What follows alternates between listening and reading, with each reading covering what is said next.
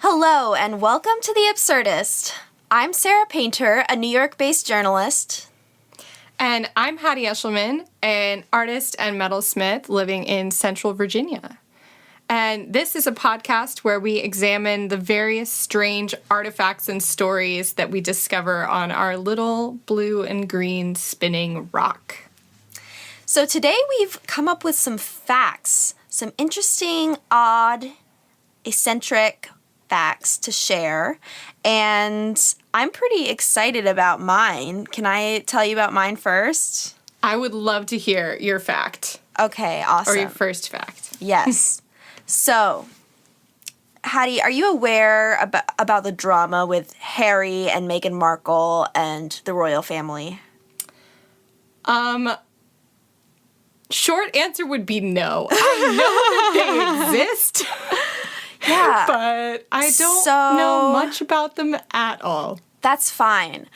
Basically, they left the royal family. This is not the fact. This is a setup for the fact. Okay. They were just like, we resign. We're not in the royal family anymore. And it was very shocking to everyone. Okay. But it wasn't shocking to Jemima Packington. Jemima.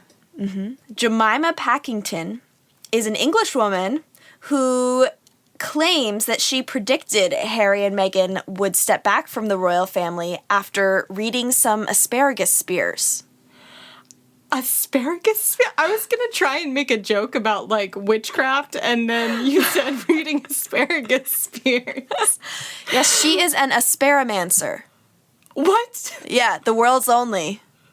The world's only asparamancers. Yeah. So here's how she does it. Are you interested to know how asparamancing works? Wait, can I guess? Yes.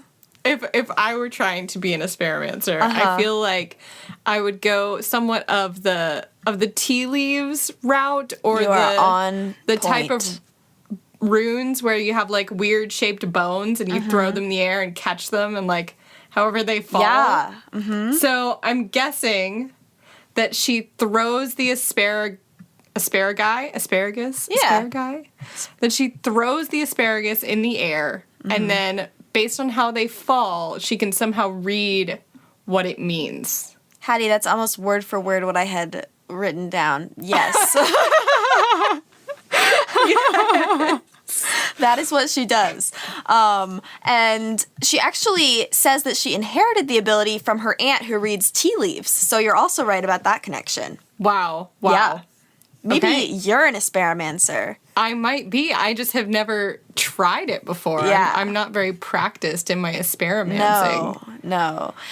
But this lady claims that she's right 75 to 90% of the time with her predictions. I was going to ask. Yeah. I was going to ask if there were other things that she's successfully predicted. Yeah, so she says that she predicted Brexit, like Britain leaving the European Union. Which just happened an hour ago. What? Yeah. Did you hear that? No. I watched the countdown and the live speeches. It just happened tonight, on the night that we were recording this, which is I work in the January news? 31st. This is embarrassing. That's okay. Hey, I didn't know that Harry and... Yeah, wow. I don't even know her name. Meghan Markle. Okay. I didn't even know that they had left the royal family, so I feel like Okay. we're equally behind on things. But yes, Brexit just happened an hour ago. Wow. Yeah. So yeah, she knew about that. She knew about the outcome of the Cricket World Cup. And Theresa May used to be Britain's prime minister. She was pushed out, and our good old friend Jemima also predicted that. Wow. Mm-hmm. That's incredible. Yeah. See, I feel I could be I have the beginnings to be an asparamancer, but I would throw the asparagus up in the air and they'd land on the ground, and that's as far as I can get. Unless they literally spell out words that Brexit is going to happen. You'd need a lot of asparagus for that. Wow. To get enough lines to shape letters. I can oddly just imagine you throwing a bushel of asparagus into the air. A bushel of asparagus. That's wonderful. I feel like the wind is blowing and your hair is like waving in the wind. Just throwing my bushel of asparagus in the air. Yes. Yeah. Wow. Okay, well... That is fascinating. Do you have a fact to share? I do, and actually, there's a very interesting tie-in to my fact from your fact, which is the phrase, a bushel of asparagus. What? It's not as connected as it sounds like it's going to be. Okay. However, I'm sure you're familiar with all of the strange collective nouns that there are. Yeah.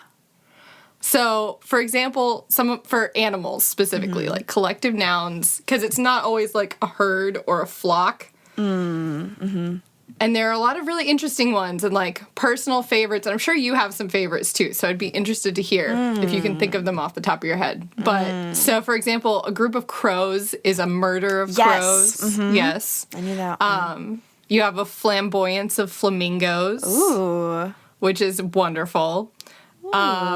All the ones for birds are great. There's a parliament of owls. Ooh. Owls is a parliament. That's apt. Yes, yes. Do you have any? If you don't, that's okay.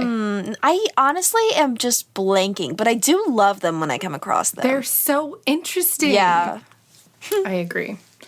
A group of foxes is called a skulk. Ooh. Whoa. Very interesting. But this leads me to, do you know what the collective noun for ferrets is? A group of ferrets. No. Would you like to guess? Is it a skulk? A skulk of ferrets. That sounds appropriate. It really does. The correct noun for a group of ferrets is called a busyness of ferrets. Oh my gosh.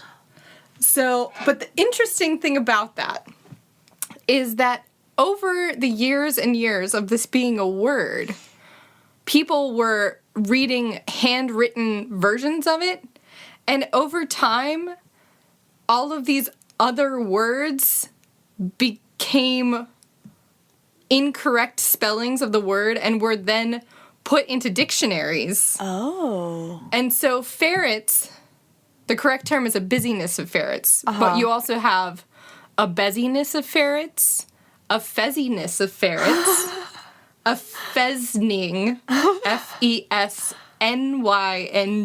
fezning of ferrets, or a femying, F-E-A-M-Y-N-G. Whoa. A femying of ferrets. Wow. Which, these are known as ghost words. Ooh. Which was a concept that I had never come across before, but I am completely fascinated by it. Yeah. And it's this concept that there are these words that don't exist. They're not real words, but they get accidentally put into dictionaries. And sometimes are there for a long time. What? And obviously, if a dictionary was published in a certain year, like those copies still exist. Wow. And so, for example, a fezning, I don't even know how to pronounce F-E-S-N-Y-N-G. Just N-Y-N-G in itself is like a fezning. A fezning of ferrets. This can still be found as an actual word on several dictionary sites. And it was also published in the Dictionary of Collective Nouns and Group Terms in 2008. Oh my goodness. That is amazing. So, ghost words. What a thing. And the thing that I'm most fascinated about by ghost words is if these words are put in the dictionary and there are these ghost words that don't exist, like, does a pheasing of ferrets become a real word? Yeah. For a collective group of ferrets? I think it does. Because when it gets down to it, all of the words are made up. Yeah. I was going to say, that's like how language evolves, right? Exactly. Huh. That's amazing. So to say that some words are ghost words because they're not real, it's just very, very fascinating. So yes, a pheasing or a feming or a beziness of ferrets. Beziness. A beziness. Wow. Well, yes. Okay, so I want to hear your next fact because my next two facts have a nice transition between them. So let's hear your next one. Okay, very good. I have a longer fact and a shorter fact. Okay. Which one do you want? The shorter one. Okay. It's another etymological fact because I fell down the etymological. I can't say that word today. Etymological. Etymological. Yeah, that sounds right. Etymology, but then etymological, right? Yeah, totally. Yeah. So I fell down an etymological rabbit hole and read all about collective nouns of animals. But then I also found a lot of interesting facts about the words that we use to describe vegetables. One of which I would like to share with you. Okay. So if you first discovered an onion and were trying to come up with a name for it, how would you go about naming an onion? I would probably try to come up with a word that sounds like flaky layers.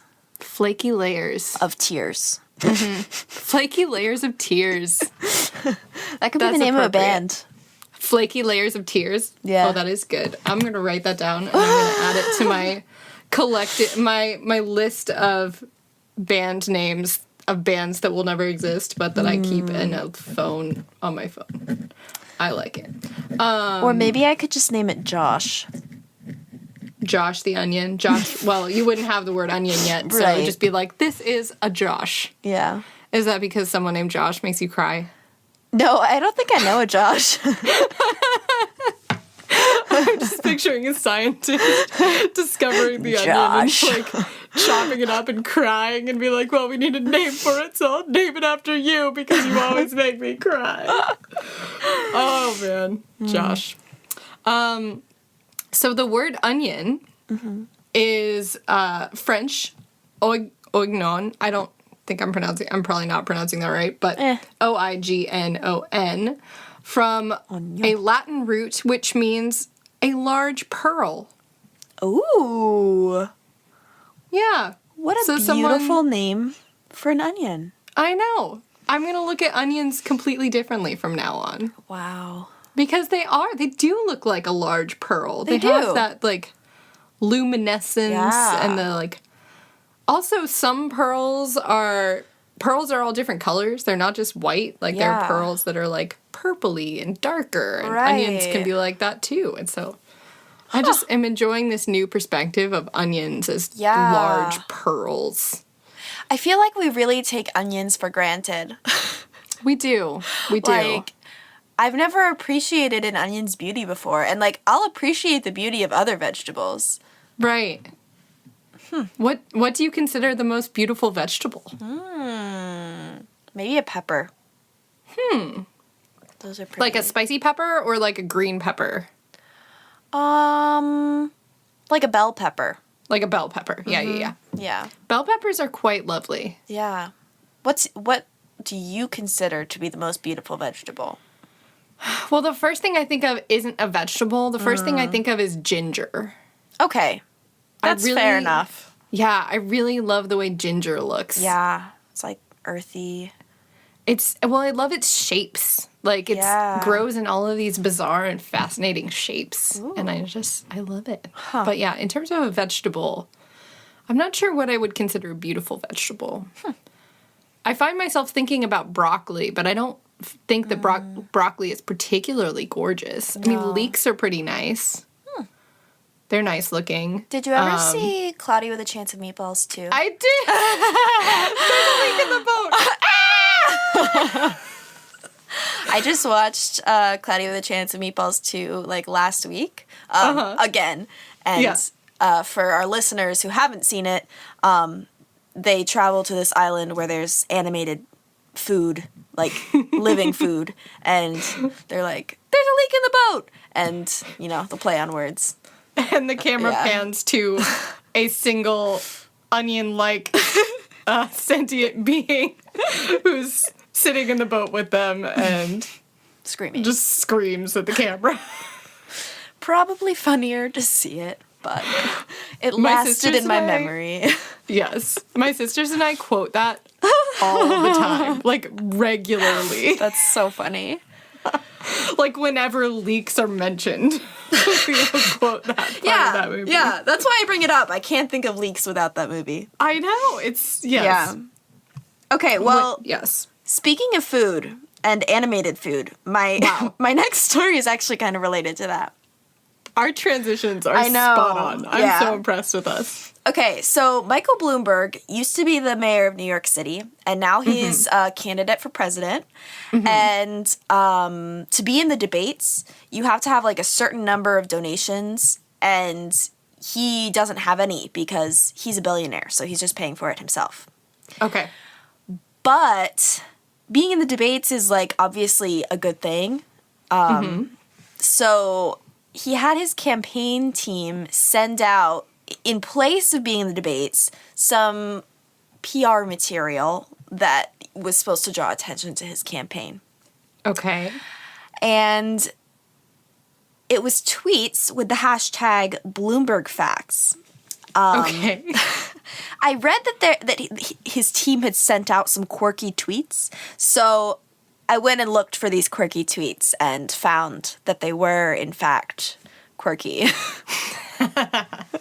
So, on January 14th, the campaign sent a tweet that said, "Test your political knowledge. Spot the meatball that looks like Mike."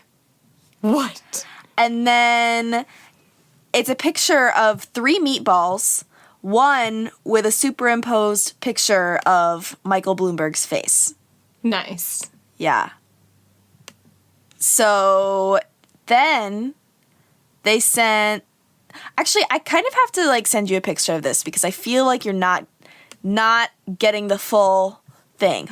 Okay. Hold on. Send me a picture. Hold on. Where did it go? I screenshot. Oh, here we go. Sorry, Ryan. You'll have to edit this out. Okay. Did you get it? Yes. Nice. Spot the meatball that looks like me, and on the meatball that is closest to the foreground. Hattie? Yes. Can you still hear me? Hello? Hello? Hello? I can hear you. Uh-oh. Uh-oh. Let's see. My thing is still recording. Maybe... Oh, no. Okay.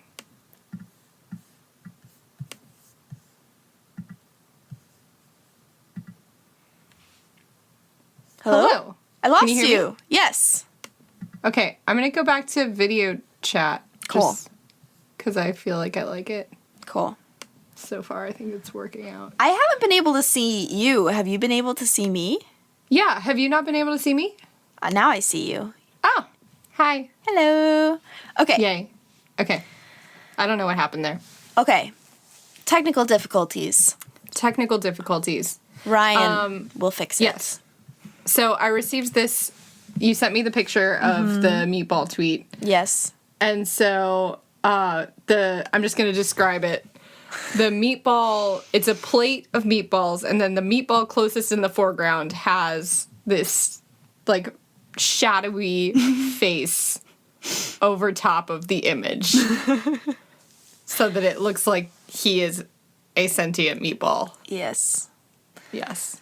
So The account also tweeted that Mike can telepathically communicate with dolphins, and that not only has he reduced the number of uninsured by 40%, but also passed out free jars of Vicks VapoRub to people on the subway. Wow. Yeah. Bloomberg what a campaign. Facts. Yeah. This is like a serious campaign, too. It's not just some guy who's like... Right. Yeah. So this last one is a transition to my second story. Mm-hmm. One of the tweets was, in a Bloomberg administration, there will be no tweeting from the Oval Office, which is a reference to Trump because he tweets excessively. Right. And it says, I'm screwing it up. Just an aggressive number of TikToks. Do you know what a TikTok is? Yes. TikTok is what's replacing Vine. Yes. Mm-hmm. Now that Vine is dead. Yes. Yes. So that goes into my next point, which is an unsettling TikTok challenge. Oh, no. Yes. So there's a new challenge called the Cereal Challenge. Do you want to guess what it is? Does it... Okay, so it either has to do with eating an absurd amount of cereal, or for some reason I'm getting a picture of people trying to, like, crush up Cheerios and, like, inhale them like drugs. That would be way worse. Or maybe, like, taking a bath in a lot of cereal. It does seem like that could be what it is. It's none of those things. Okay, great. What is it? So you have your friend lay down, and then you pour milk and cereal into their mouth. Okay. And then eat it out of their mouth with a spoon. Oh my gosh. I couldn't have come up with that. If I had sat here brainstorming things for another 10 minutes, I don't think I would have come up with that one. And so people are comparing it to the Tide Pod Challenge. Do you remember that? Yeah. They're saying the Tide Pod Challenge was just eating Tide Pods, right? Yeah. And so, like, people are saying, like, oh, this is so dangerous. They could choke and die. But I think the Tide Pod Challenge was obviously way worse. Yeah, because it's like, eat this unedible thing. Yeah. It seems like this is not a dangerous challenge. Unless you could get an illness from, I don't know. Right, because there's the danger of, like, sharing bodily fluids. But that's the same danger as, like, kissing someone. Right. Which isn't a problem.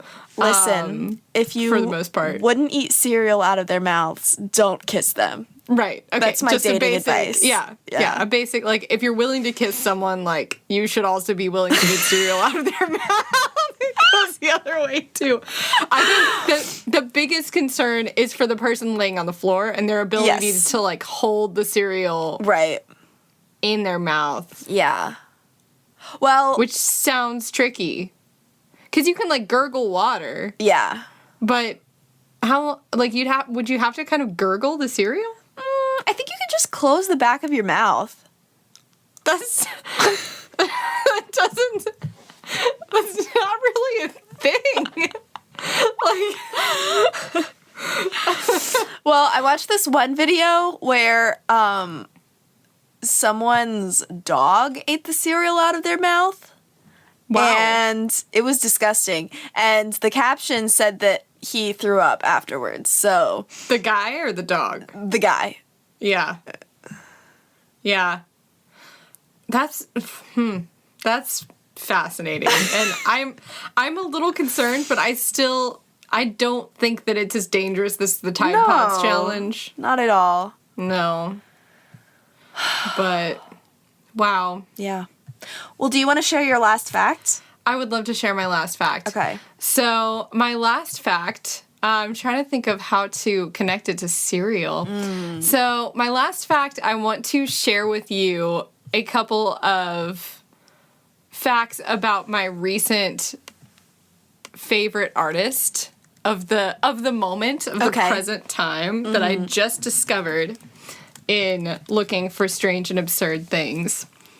And what led me to it, and maybe you've heard of this, because this piece in particular got a decent amount of press. But this artist set up a bunch of speakers and an iPod in the middle of the Namibian desert to play the song Africa by Toto for the rest of time, as aided by the solar-powered charging system that all of these things are connected to. Oh my gosh. Why? For art, Sarah. But what is he saying? For the sake of itself. Yes, so there are these speakers connected to an iPod, and they're all connected to solar power, and they're set up in an undisclosed location in the middle of the Namibian desert, which is the oldest desert in the world. Wow. And it's in Africa, playing the song Africa for as long as these electronics last.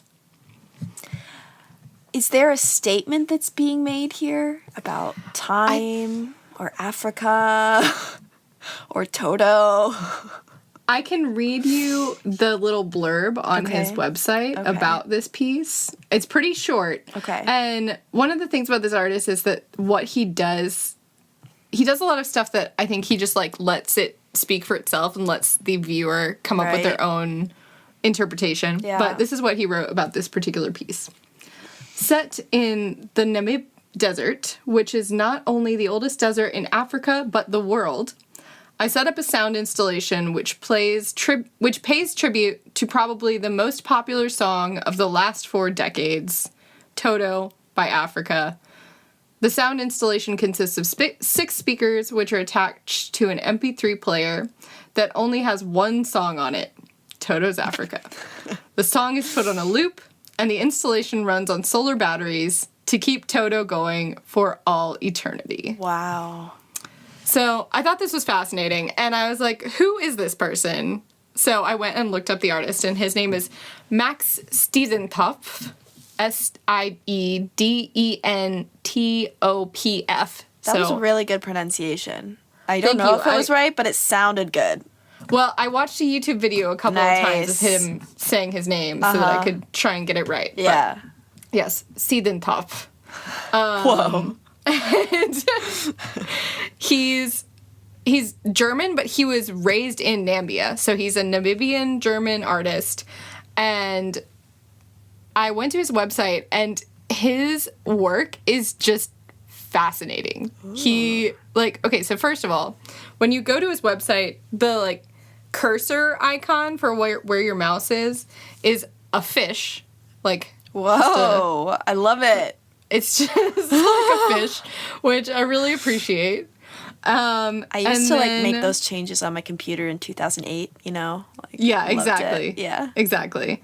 And he has some of the most fascinating and bizarre work ever. Ever is such a strong statement, but including this piece in the middle of the desert, there's so many other strange and wonderful things. For example, another one of his pieces is how to show work at the Venice Biennale without showing work at the Venice Biennale. And so what he did was he went to the Venice Biennale and he, just stood in different places and looked up at the sky or, at the ceiling or, looked at a spot where there wasn't anything there. Uh-huh. But him standing there and looking at it caused other people to look where he was looking. Oh, my gosh. So he was, creating work without actually having anything there. I know. I was so impressed by that. I was like, this is amazing. And so the pictures of this piece the piece is called No Show. Mm-hmm. It's from the 2019 Biennale.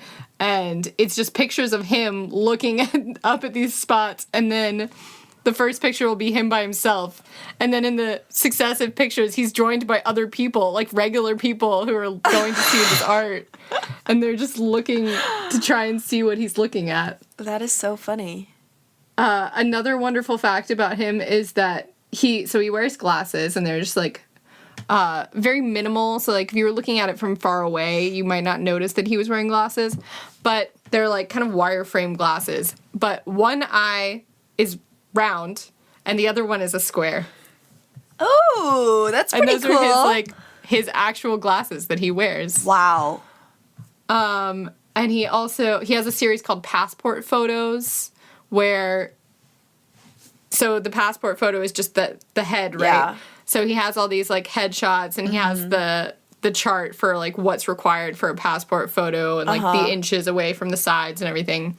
So he has all these passport photos that like fit the dimensions. But then he has a photo of like the entire person and they're the most absurd and ridiculous ever. Like the first one is a guy that's like wrapped in wrapping paper with like balloons. With like his head is perfect for like a passport headshot. It's just like white background. Yeah. There's another guy where like the floor in front of him is just like on fire. And then you look back at his passport photo and he's like a little bit frightened looking, but you wouldn't have noticed that at first. Wow. And there's just like, the one that I resonate with most is a girl she's wearing a trench coat and she's like kneeling on a rolly desk chair. So the full picture, you see her head and her shoulders and her arms in this trench coat. And then instead of legs, it's like the bottom of a rolly desk chair. I love it. That's awesome. So that is so funny. And he also has a series of photos just of people slipping on bananas. Banana peels. Have you gotten to the part I like this show called BoJack Horseman, and I love that show. Hattie watches it too. Have you gotten to the part with Mr. Adult Man? Yes! He's like my favorite character in that whole show. Yeah, so there's this like character who, it's like a kid. Is it 2 kids on top of each other? Yeah. It's like 3 kids. 3? And I thought it was 3. Yeah, I think you're right.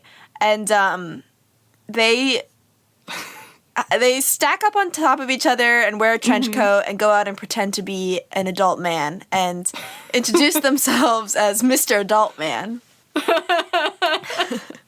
And they say things like, I have to go do my business at the office, right? I don't know, what does he say? He's like, I have to do business things. Yeah.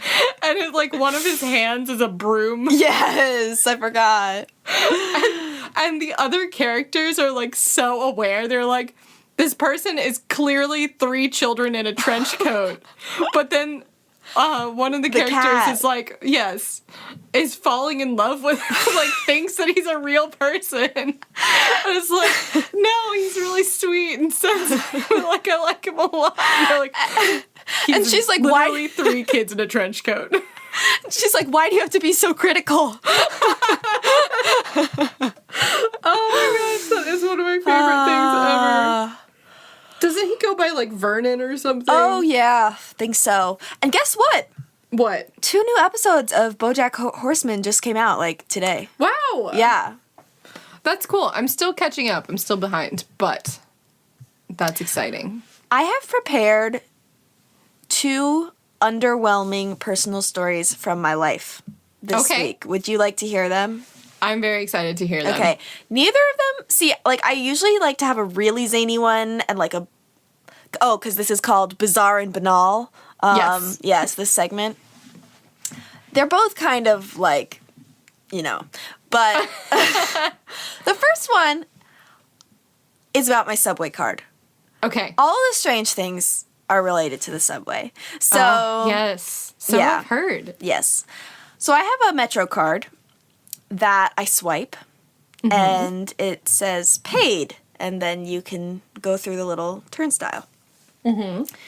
Well, I'm rushing to work, swipe it, and aggressively run into the turnstile, which has not let me go through, and like catapult myself into it. I'm like, oh, that was embarrassing, And so I swipe it again, and it doesn't go, and I swipe it again, and it says see agent. So I was like, oh, I don't have time for this. So I just like, you can use your phone now to pay for it. Okay. So I just did that. Yeah.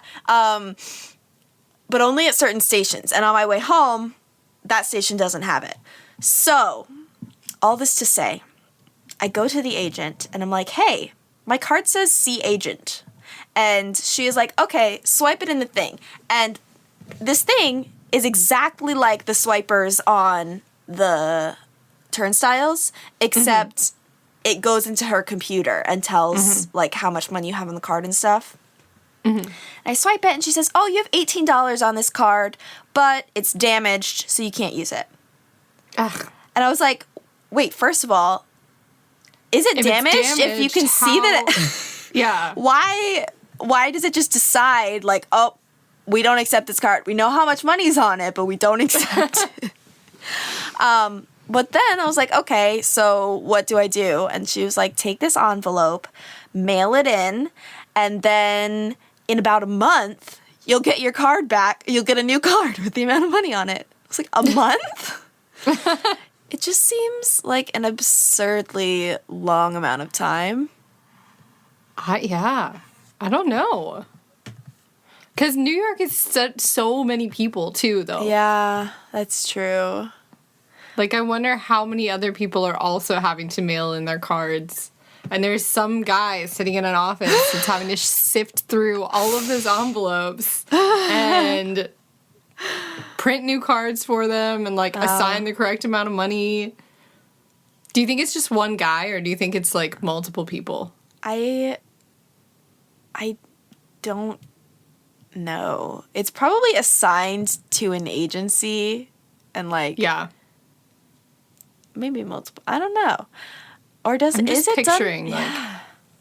just one dude with, like, a pile of envelopes in front of him. But also, how many people do you think actually mail it in, knowing that it's going to take a month to get their $18 back? Oh, so you think most people just buy new ones? Yeah, I mean, like, how are you going to get around? $18? Yeah. Well, you, like, get a new one for now, and then later you'll get $18. Yeah. I haven't mailed mine in yet. But I feel like 18 is significant enough. Like, if it was under 10, you'd be like, but, like, 18. Is it worth it? Yeah. It's definitely worth it. Okay, my other occurrence has to do with, I went on TV on Monday. Yes, you were amazing. Thank you.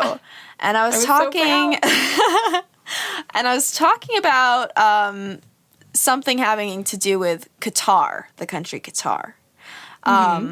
But it's not pronounced Qatar, and I didn't know that. Guitar, right? Yeah. It's actually guitar. Guitar? With, like, the emphasis on the first syllable. Okay. And I didn't realize that. So I found out the day I was going on TV and kept listening to it on, like, a video. And all day under my breath, I was going, guitar, guitar, guitar, guitar. I'm, like, at my desk. Just like, so probably seemed very odd. And then I got on TV and I, like, kind of chickened out a little bit. I'm not sure how I said it, but... It sounded great. Thanks. I just, I want to pronounce things correctly, or at least try, because it's, like, a matter of respect. Yeah. But... I agree. Yeah. So I was just saying guitar under my breath all day long on Monday. That's wonderful.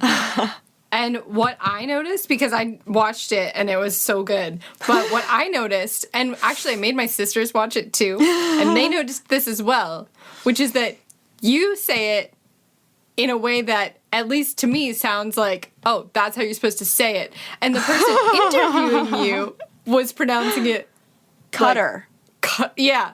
So badly. And it was like, wow, this is... Yeah. So... Apparently, a lot of journalists think that it's pronounced Cutter as opposed to Qatar. Like, they've been corrected and say, like, oh, no, it's Cutter. Because it is correct in that you're now putting the emphasis on the correct syllable. But... but not in the right way. Yeah. So, Yeah. Yeah. So, you did well. You pronounced it very well. Thank you. And I'm enjoying picturing you going about your day and just saying guitar all day. Guitar. Good coffee. Guitar? Guitar. I like it. So tell me about your life. Yes. So my strange happening in my life that I've decided to share today comes in the form of an artifact that has a story attached to it. Ooh. And this is from several months ago. And as you know, I spent some time most of the year, last year, in other countries. Yes. And I was in Chile for a month. And while we were in Chile, we were on a missions trip, and we were working with a church, and we would go to different people's houses and just sit with them and talk to them and pray with them and all of this stuff. And so we were at this lady's house, and we were talking to her, and it was time to leave, and so we were leaving. And on her door, there was a little wooden plaque that had hooks so you could put your keys on or whatever. And it had this little, like, nice phrase written on it in Spanish. And my teammate, there were 5 of us there, and then plus our host, the pastor, and local people who were with us. But my teammate was like, who speaks pretty good Spanish, she was like, oh, I love that plaque. Like, that's so cool. Like, what a cool phrase. And the woman, like, immediately takes it off of her door and gives it to my friend. It's like, here, it's for you. It's, like, so sweet. And we're like, oh, my gosh, that is precious. So super, super sweet. And then says something to Christine in Spanish, and she turns, my teammate, and she turns to the rest of us and is like, oh, she says that she's gonna, like, get one for all of you, too. like she felt bad. Gosh. This woman felt bad to, like, give something to my friend and not give something to the rest of us. So she's like, oh, she says she's gonna get you something. So we're all like, oh, okay, cool, sure. And so pan to a week later, and we're all at church, and after church, we're, like, teaching Sunday school and everything, and afterwards, my teammate's like, oh, I have something to give you from this lady. And so, because she hadn't been able to find all of us, so she just gave everything to, like, the one teammate, and she passed it out to us. And so she reaches into her coat pocket, and she pulls out this and it's you can hear it. It's a baby rattle that has, like, it's a butterfly. It's got a yellow head with a smiley face and pink butterfly wings and, like, stripes on the body, and then it has, like, a little Velcro strap that you can strap around, like, I guess the leg of the crib or something, so that the baby can play with it. I'm not sure. It still has a little plastic tag on it. Oh my gosh. And then that on is the so inside, cute. Yeah, on the inside of the strap, it says con mucho cariños, so with much care, and then her name. So Aww. She got these little baby toys for the remaining 4 of us who she didn't have a wooden placard for. So it's just like, you receive a lot of gifts when you go to other countries, because people are just, like, so hospitable and so giving. But this is definitely, like, the strangest thing that I received. I was like, why? Like, what was it that she saw this and was like, this is what I will get for the visiting missionaries. So yeah, that's my bizarre artifact, is this little baby butterfly rattle. And my nephew is a boy, so it's kind of pink for him. I'm not sure if that would work, but it was a very sweet thought. Wow. Yeah. Well, that's awesome. That's my story. It just, we spent so much time being like, this is so strange. Like, why is this the thing? Like, we all got these, like, all 4 of us got these little butterfly rattles. Have you ever given a gift and been excited about it, and then when you give it, you're like, oh my gosh, this was so weird. Why did I do this? I am so sure that has absolutely happened to me. Yeah. But I can't think of a single instance. I think I've blocked them all out. I two come to the top of my mind. I'll share one. Okay. Really quickly, and then we have to end. Okay. So, one time I was dating, remember Nick? Yes. And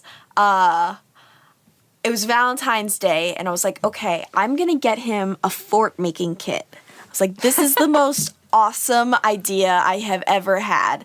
And I had previously made a fort making kit for my brother, and it was awesome. Like, it was like a backpack with sheets in it and like clips that you could like clip it onto things in your bedroom and like lights, you know, like string lights, a little lantern. Yes. It was like really cute, and my brother and I thought it was really cool. I love that. But I gave it to Nick, and he opened the backpack and he was like, "Oh, sheets."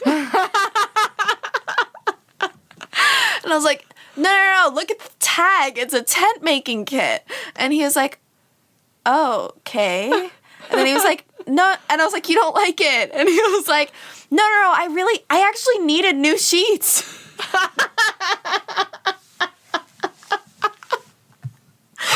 I was like, no, they're not for putting on your bed. They're for making a tent. And he was like, so I can't put them on my bed? And I was like, no, you have to make a tent with them. He was like, but I really do need new sheets. Yeah. Oh my gosh. So it was a fail. Oh no. Yeah. I think that speaks more of the recipient of the gift. And I also have to say, he didn't get me anything. He got me a Snoopy card that said, Happy Valentine's Day. And then it said, Lame. From Nick. Oh, no! That is the worst. Wow. Yeah. Oh, my goodness. But now I'm dating our producer, Ryan Kerr. He is the most lovely, affectionate person I have ever met. Yay! And I'm sure that Ryan has the fortitude. I'm trying to think of the right adjective to describe the type of person who can appreciate a fort making kit, which is obviously he totally is. A brilliant, fantastic gift. Pearls before swine. Onions before swine. Which pigs actually, I'm sure, love onions, so that doesn't really work. But yes. Onions. Nevertheless, I think that your fort-making backpack gift is brilliant. Thank you. And I think that the problem was not you. Thank you. In that situation. It seems clear. But, wow. Fort-making kit. I love that. Well, yay. I think that's all of our stories for today. Those are our tales. Our tales of strangeness. Yeah. To grace your ears. So, yes. Well, we just want to say thank you for listening, and we want to give a big thanks to our producer, Ryan Kerr, and I'm pronouncing that right, yeah? You are, yes. Great. Oh my gosh, he didn't tell me for the first month we were dating that I was pronouncing his last name wrong. Oh, no. I was pronouncing it Kerr, because that's how it's spelled. Anyway, we've gotten sidetracked. Okay, well, we'd like to thank our producer, Ryan Kerr, and we would like to thank our listeners, all of you beautiful people that like to listen to strange facts. So if you have any strange facts that you'd like us to talk us that you would like us to talk about, just send us an email at email address at theabsurdistpodcast.gmail.com probably. Send it to a random email address and let's see if it ends up in our possession. Whisper it into the underside of a rock and we will hear you. So this has been the Absurdist Podcast, and we hope that you have a strange and fascinating week. Bye!